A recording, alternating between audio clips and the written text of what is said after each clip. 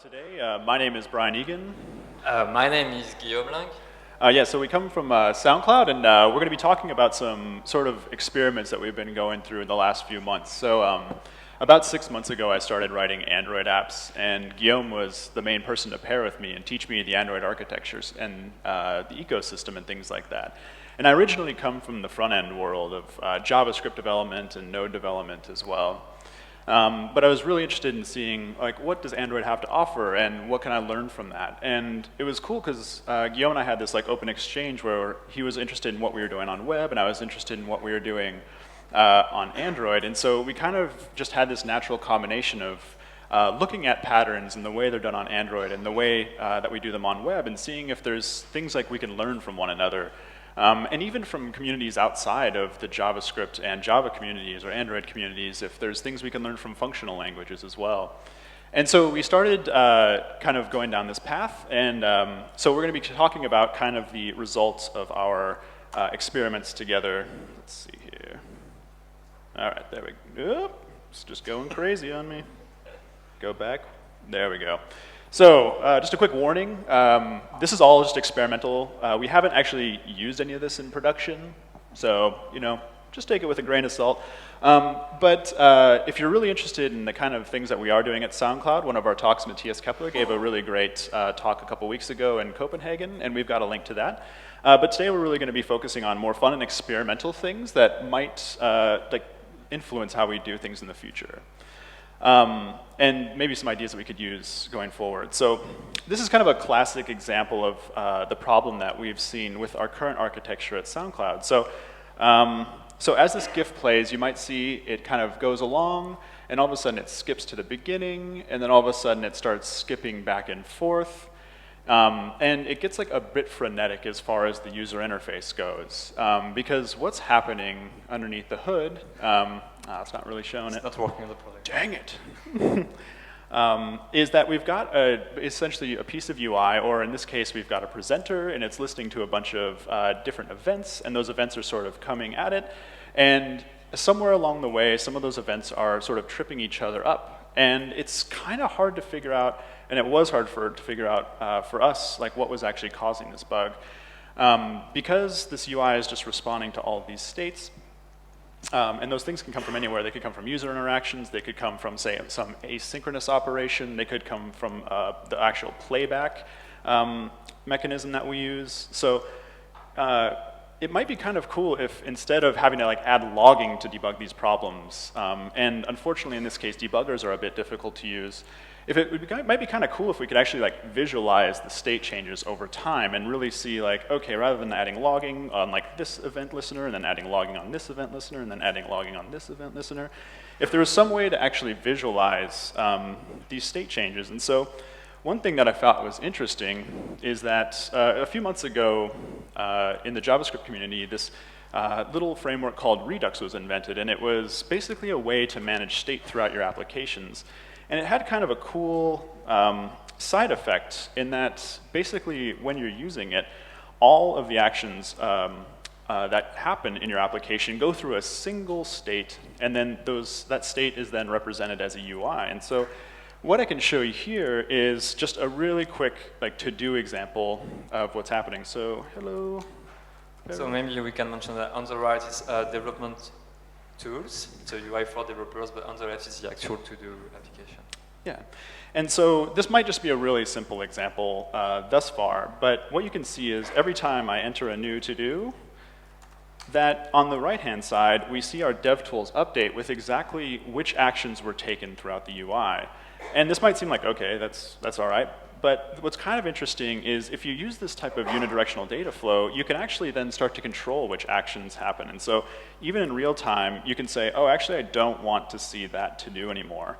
Or you could even rewind and roll forward in time, actually, along your UI states. And so because everything in your is just being represented as an action, and then the state is updating, and then you have a UI response to that, you kind of get this really nice visualization of the state changes over time. So if we come back, let's see here, sorry, it's a bit slow. So what we're kind of thinking about here is what is like the developer experience? And so this is a term that's been thrown around a bit lately in especially the JavaScript community, but what kind of experience can we provide to ourselves and to our colleagues and to open source contributors that are actually working with our apps?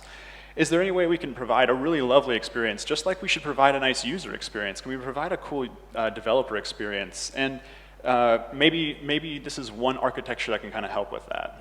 And so why don't we quickly dive into the basics of what we're talking about when we talk about unidirectional data flow. So rather than having one presenter here and it's listening to 3 different event buses, and then you maybe have another presenter and then another presenter and another presenter, and all of those are sort of really listening to different data sources, and you're kind of creating this complex web.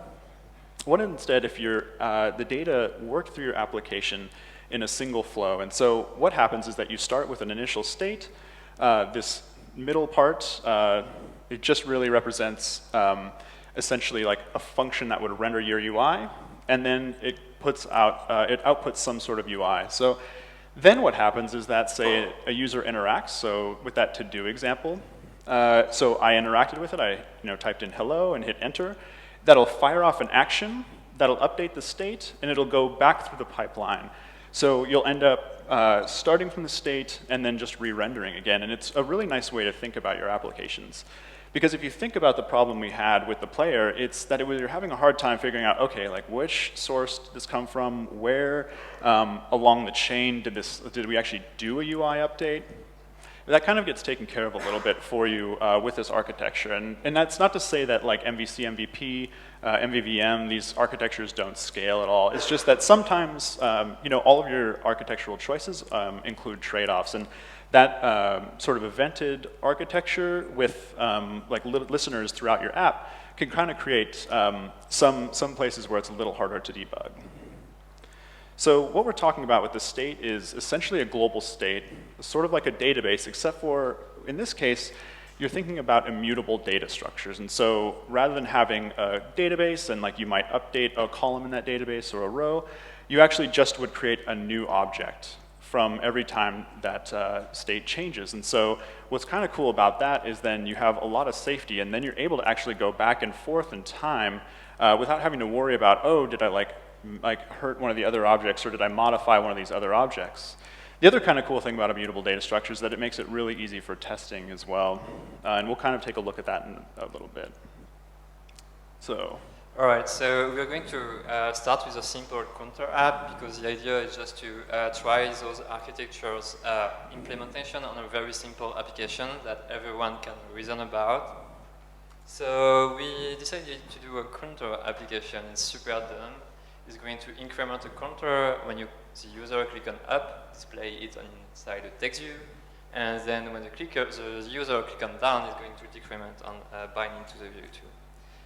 So I guess most of you are Android developers, or and this is maybe the way you would do that. So this is the layout. It's a normal linear layout with 2 buttons and a text view. Text view, once again, is used just to display the state, the counter. And I guess most of us are going to just create a main activity. And this main activity, first of all, is going to set the content view, which is the layout we just saw in the previous slide. So we set this content view, and then what we want to do is we want to start binding on-click listeners. So we're going to find all these views by IDs, so the up button, the down button, and then create our logic inside the on-click listener. So here for the up button, we just increment and update the counter on the view. And one thing to notice here is the counter is actually a field of this main activity. It's initialized with 0. It's going to be incremented as side effects of these on-click listeners, and then it's directly binding bound to the text view. So here is the plan. So we picked up 3 different unidirectional data flow architecture, and all coming from the web land. So the first one is Redux. With this one, we're going to go through state containers, see how we can keep this one global state in one place, and how we're going to update it. How we are going to update this immutable data structure. It's important. The other one is Elm. So we are going to introduce the idea of components, taking into consideration also the UI. And the last one is Cycle. We decided to pick up this one because it's built on the top of RxJS. But we have Rx Android, we've got Rx Java, and Rx is kind of a thing nowadays on Android, so it's definitely an interesting one, to speak about. So, Redux. Actually, first I should credit Dan Abramov, which is the guy who created Redux. It's pretty fresh, it's like a few months old. The way it's going to work is this one. There is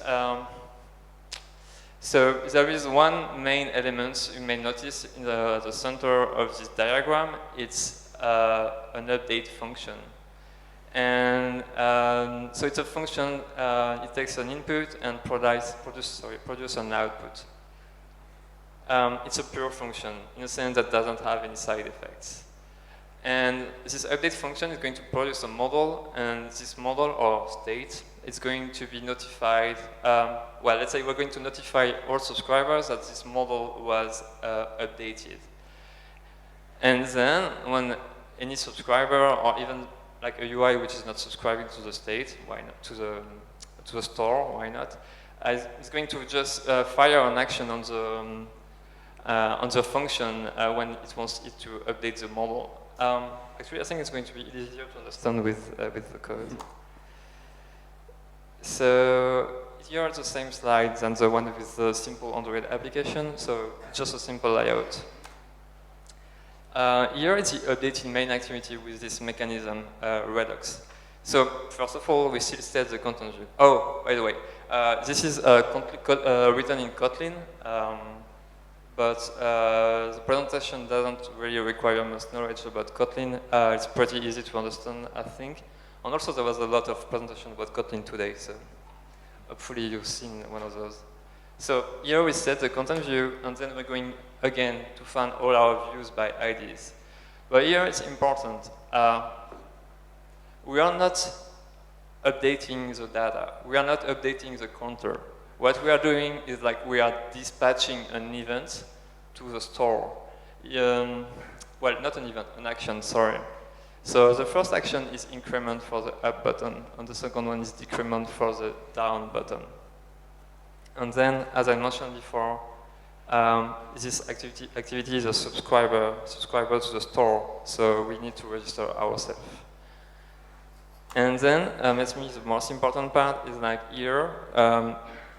So it's a store is a value, so it's it's immutable, and the store is actually the container of the states. So every time that the main activity gets notified that the state change on state change, because just before so slow. Because we subscribe to the store just before, we're going to get notified on state change every time the state change. So what's happening here is the same thing than before, but instead of taking the value from the field inside the activity, we're going to ask the store, hey, what is the last state? What is the current state? And this, we're going to just convert it to a string and bind it to the view. So we're going to show some code. It's Kotlin code again. It's like the counter implementation. So first of all, so we still have this counter, as you can see. We decided to wrap this up into a model class, we call it model, and we annotated the class with data. Just like the advantage, like with Kotlin, we're going to have getters and hash code and equals and everything. Don't think too much about the syntax here, it's just a data structure. And we're going to define our actions. So here the actions are it's the same thing in this case than enums in Java. So we have init to just bootstrap our application, increment and decrement. And then we've got this reducer function. So here is our business logic. It's a counter. It's super simple. So as you may notice, like we're never going to mutate this model. We can take a look at all actions. So the first one is init. It's just doing nothing. It's just returning the model. It's not creating a new model, but it's just fine because it does not mutate it neither. So it's just returning the model that it takes into parameter. The second one is increment. So it's going to take the previous model, take the counter, increment it, and create a new model, and just return this model. And well, for decrement, as you might guess, it's the same thing, but with a decrement.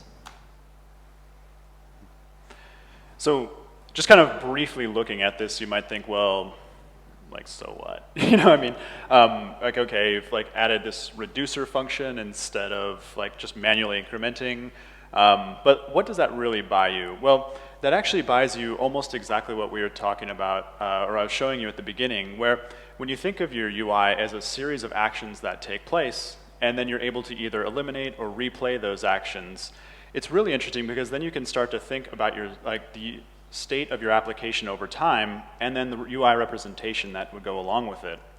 So that's actually exactly what enables this ability for us to time travel, I guess as they call it, time travel debugging, throughout the application. And that's why I was able to eliminate certain actions and have it immediately update in the UI. And that's pretty cool, and that can really help with debugging in certain cases and figuring out, okay, like we had these 7 events fire in a very short period of time, what actually happened there? So the other kind of cool thing about this is for the actual testing, you might have noticed that the reducer function was just a pure function at this point, which means that it has no side effects. It doesn't mutate the state of a class or anything like that. You simply give it an action and a model, the previous state, and it can update however it wants, which means that actually writing testing code for your business logic is really straightforward in this case. So what you can see here is that you've got a test increment. What we do is we just call our reducer function with the increment action and a default model, and then we expect it to be equal to the new state. Same thing with decrement, and oh, looks like init we fired an action decrement still, but we'll fix that code.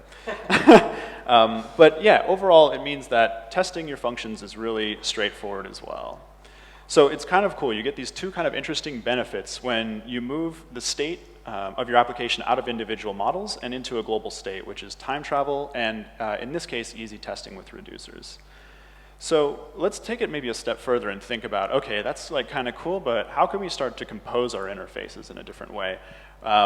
And so this is where Elm is kind of an interesting project. And so Elm is actually a language that's written by a guy named Evan Shaplicki, and I'm probably butchering that name, I'm so sorry. But what it is it's a language that compiles down to JavaScript, and the stated goal is that it should be a Haskell-inspired language, and Haskell is a functional language, and trying to see how you could take principles from the functional programming world and apply them to making a language that's really easy to compose and design user interfaces with. And so the Elm architecture actually goes through a bit of a similar process to Redux. So. Yeah, so as you may notice, there's still this update function, the model, but now there's also a view function. The view is also a pure function in the sense that it doesn't have any side effect.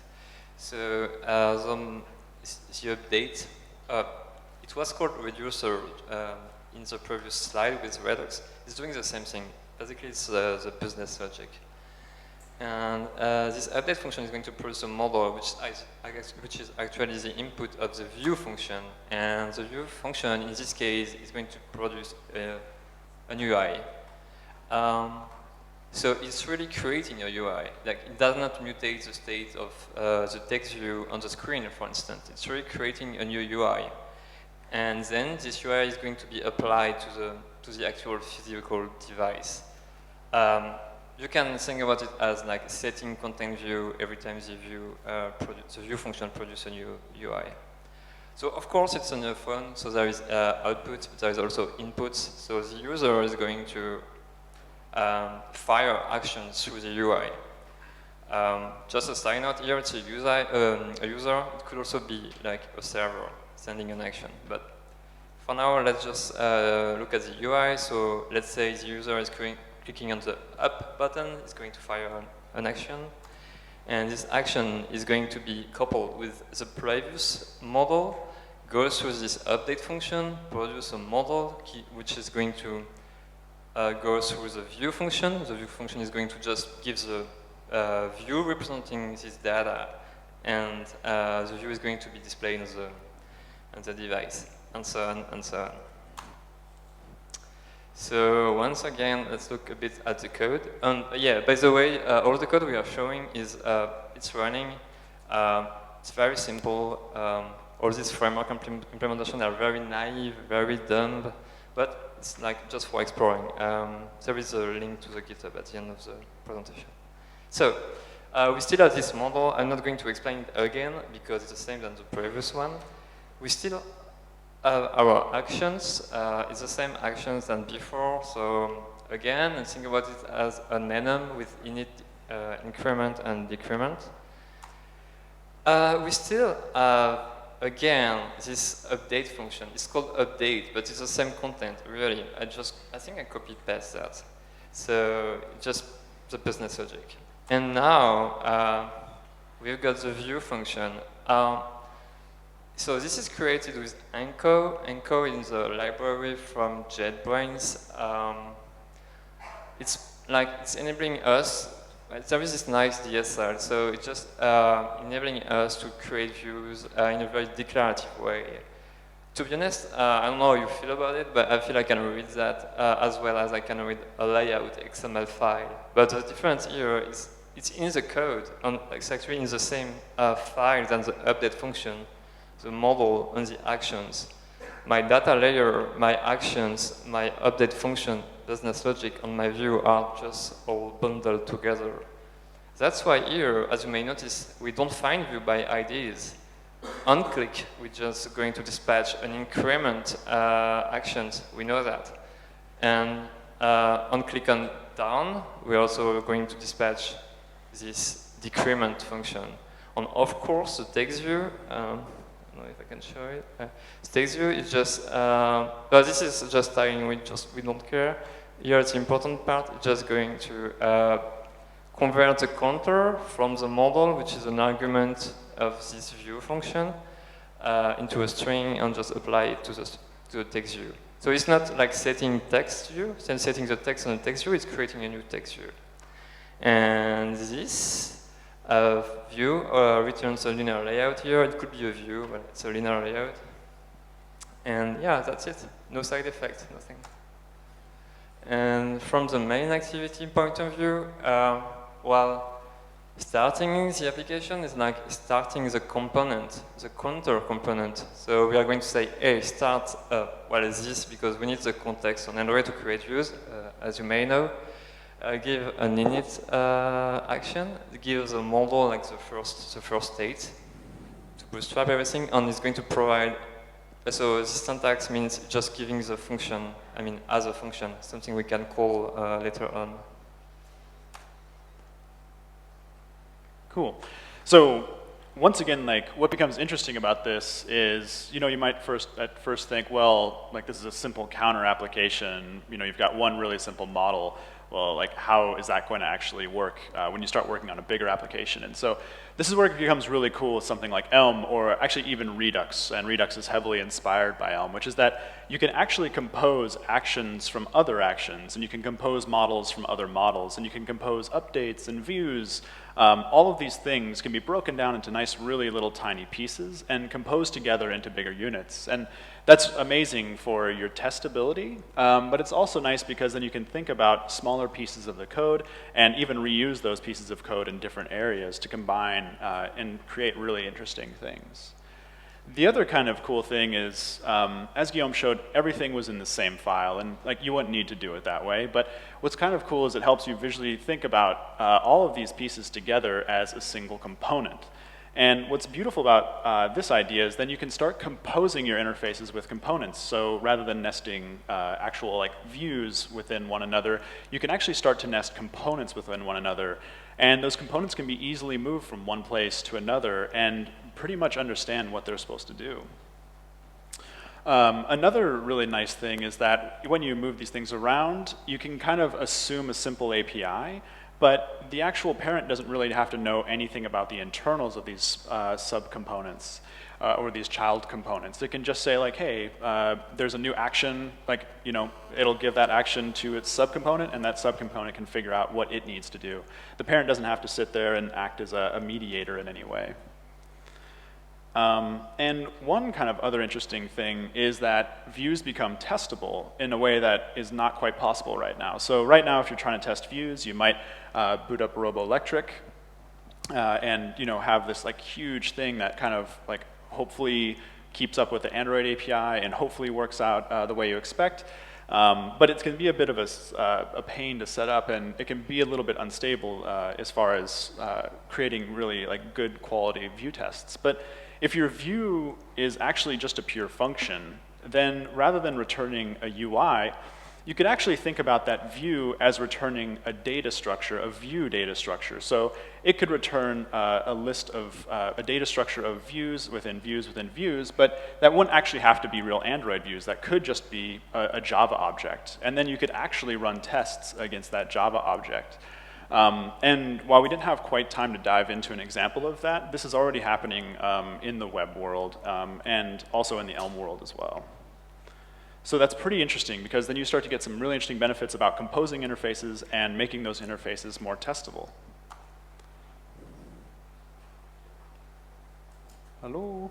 All right, there we go. So that's kind of cool. So we've seen Redux and Elm, and those are two really similar things as far as like their overall philosophy. They sort of have this update or reduce function. They both get actions. And so there's kind of this other like interesting library in the field, and the reason we thought it was kind of interesting is because it's based entirely on observables. And so just as you might use observables to compose backend or database type of operations, you can actually maybe start to think about composing your UI with observable operations as well. And that's actually what Cycle gets into, and it's by a guy named André Staltz.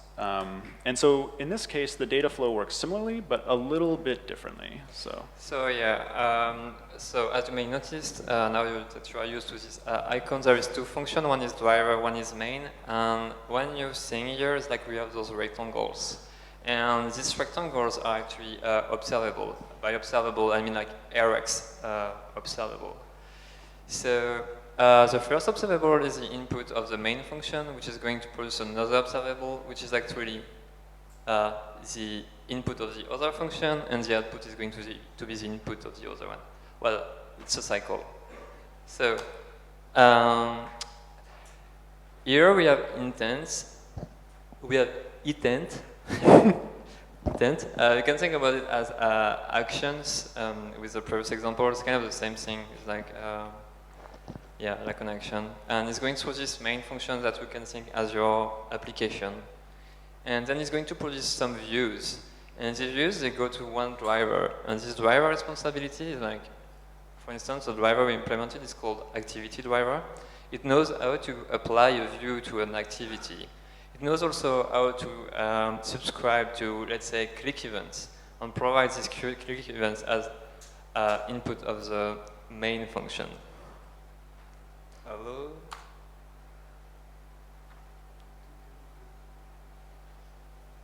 Okay, thank you.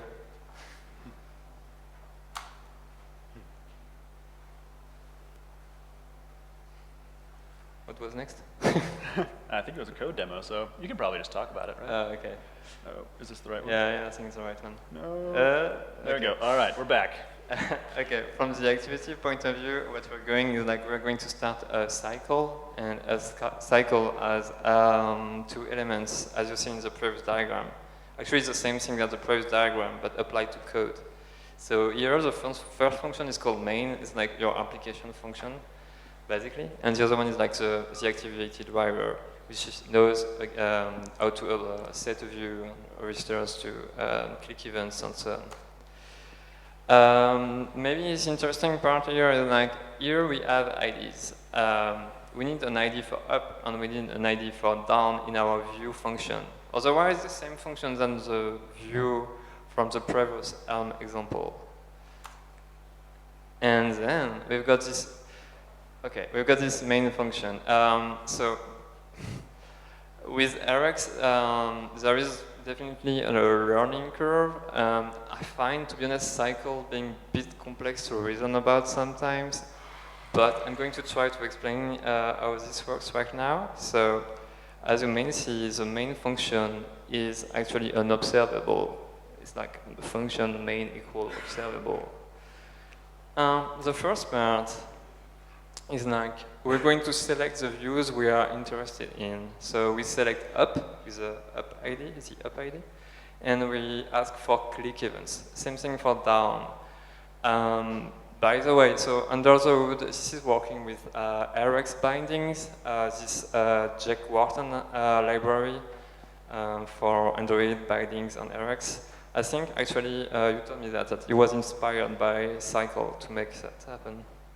So going back to this example, for up, the click event is only returning +1, and for down, it's returning -1. Here are some Radix magic. So we're going to just merge this observable into one observable. So this one observable is going to just fire +1, +1, +1, -1, or +1, -1, -1, +1. And then we've got the model part. So here we've got our initial state, which is in this start with 0. So we start with 0. And then we've got our scan function. Scan is actually a reducer again. It means that once it's provided an output, it's going to be the input of the next call to the function. So let's give an example. We start with 0. So sorry for the names. I should have changed the name. X is going to be 0, and Y is going to be 1 if you click on up. So it's going to produce X plus Y, which is 1.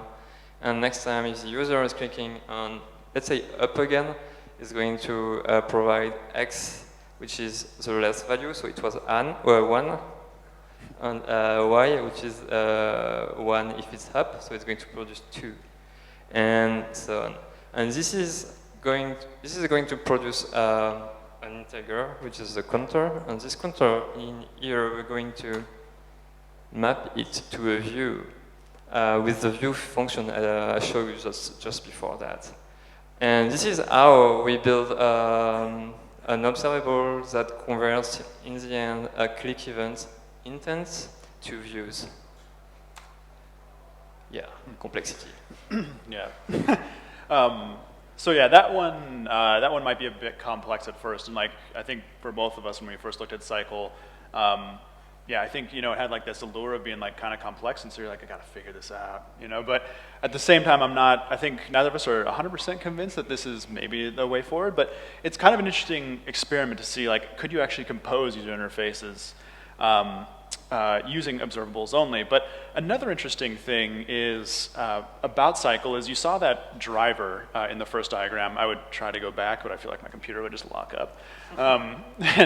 So you see that driver, and that's actually an interesting part because what the driver does is it doesn't take some sort of UI state. What it does is it takes a representation, like once again, a representation of your view data. And so that could just be essentially an object, and then that driver can say, oh, I want to output, in this case, an Android app. But Cycle is interesting because these drivers can actually output into like an iOS app, or in the future an Android app as well, or it can be rendered on the server side as a web page. So when you kind of start to break apart your view logic from how it's actually rendered, you actually get these really interesting benefits where you can actually say, oh, actually I want a test to run my tests with this, or I actually want to render like an iOS app or an Android app. So it's kind of interesting. Oh man, I totally botched this slide. Yeah, it just says UI, UI, UI. It's supposed to say like iOS, Android, web. Anyways, So yeah, just assume that, that's one of the interesting side effects of doing this and splitting these two things apart, splitting what you want to render from how you render it. And that's a really kind of an interesting side effect. And actually, it's not even a side effect that's unique to Cycle. Redux can actually do this as well with help from some other libraries. Elm right now is confined to running on web pages, but could eventually be modified as well to have different renderers. So rather than just rendering a single page app, it could also potentially render something like an iOS app. So that's actually like really cool, really cool. So we want to kind of like take all these things that we've talked about and quickly show you like the work, especially that Guillaume has done on the Android side of things, and taking these ideas of Redux and the example we saw at the beginning and seeing how that might work on Android. So.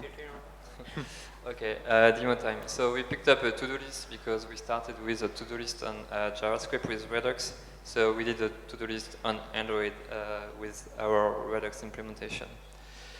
So, all right, with the mic. Okay, thank you. All right, so I'm going to try to, typo.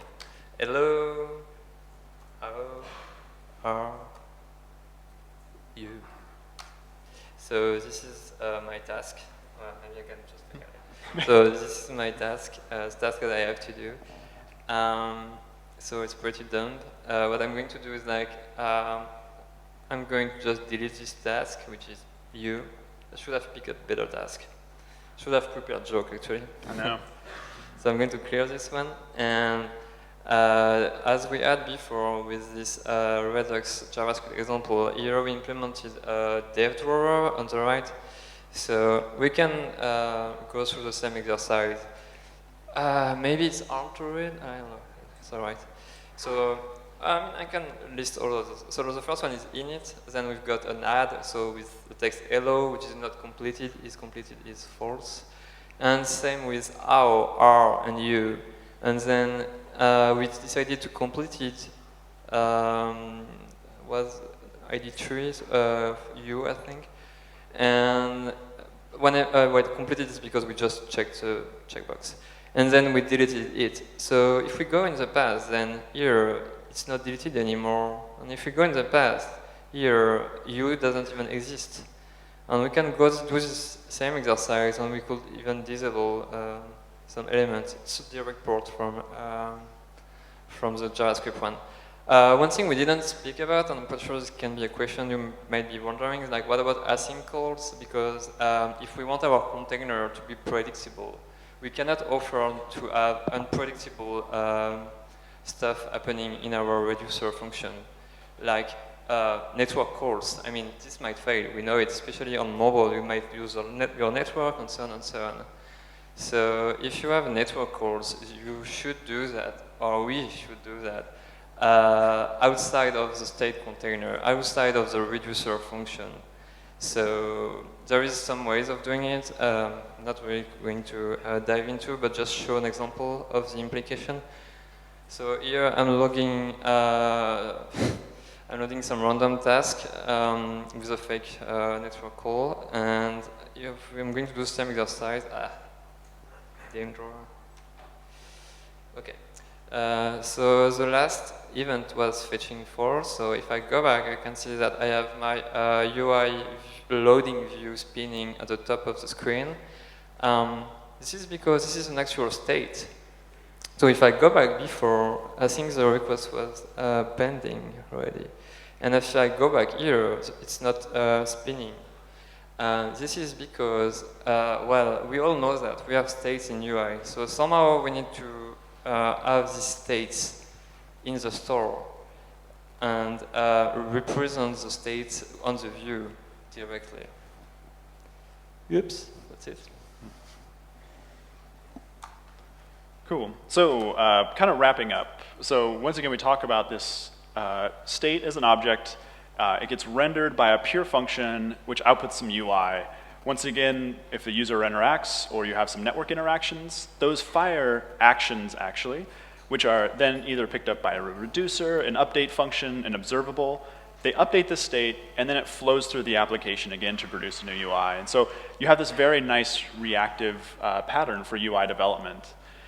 The other nice thing is you get quite a few benefits from this. So once again, you get composable UIs, which is, I think, in my experience, like a really nice feature to have, as far as being able to build these small little pieces, like a like button, or maybe a add to playlist or something like that, and be able to like put that UI component anywhere throughout your app. That's really nice, so that you don't have to rebuild these things over and over.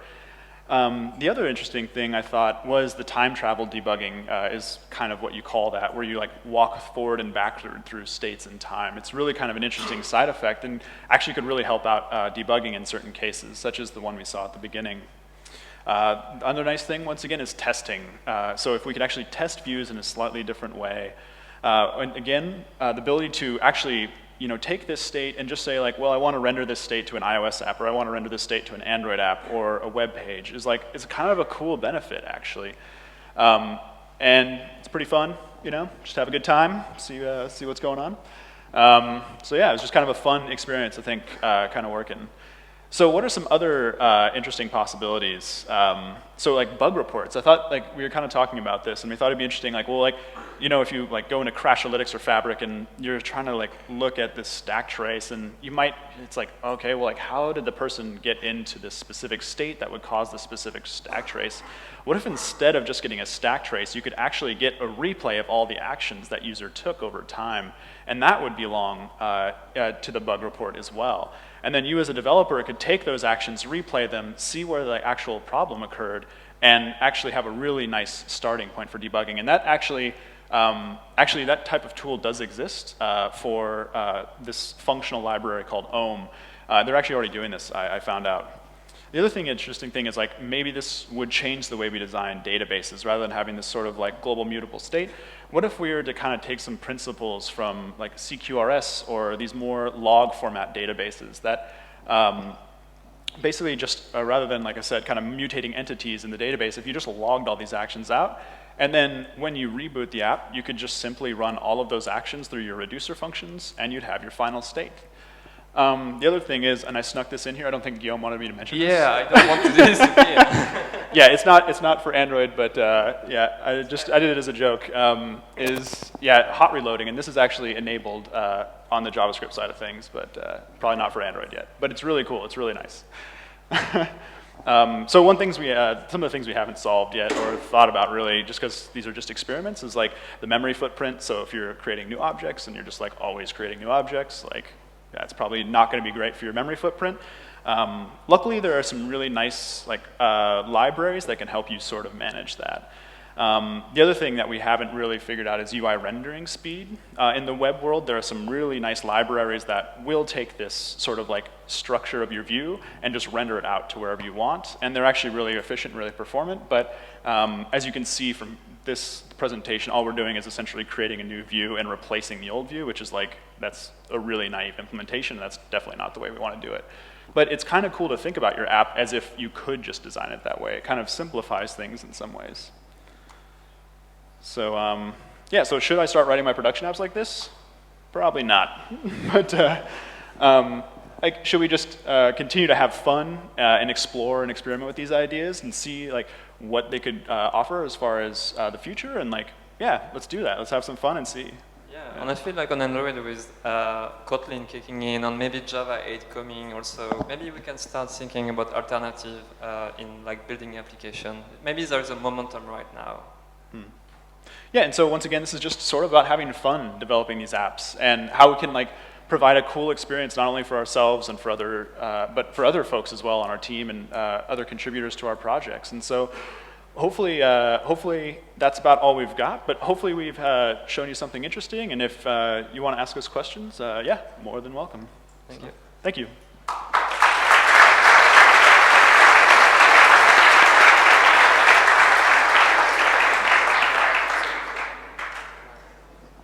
Yeah, and it's a good note. We've got all of these examples that we've shown up on GitHub. Yeah, the to-do app and all the counter examples as well. Do we have time for questions, or okay? Do you guys plan to continue your experimentation, like developing the diffing algorithm for rendering just what changed in your view? Yeah, I think that'd be interesting. So there's a library called Anvil that does that right now, but it works in a little bit different way, and I'd like to see if it could work in a little more functional way. So I think that'd be actually really cool to see if we could implement a diffing algorithm in general. I think that'd be great, yeah. Do you plan trying React Native or Elm Native? I've written a couple of small React Native apps, and that's certainly what influenced this talk as well. And so, yeah, I think those are actually really interesting, great architectures as well. So, yeah.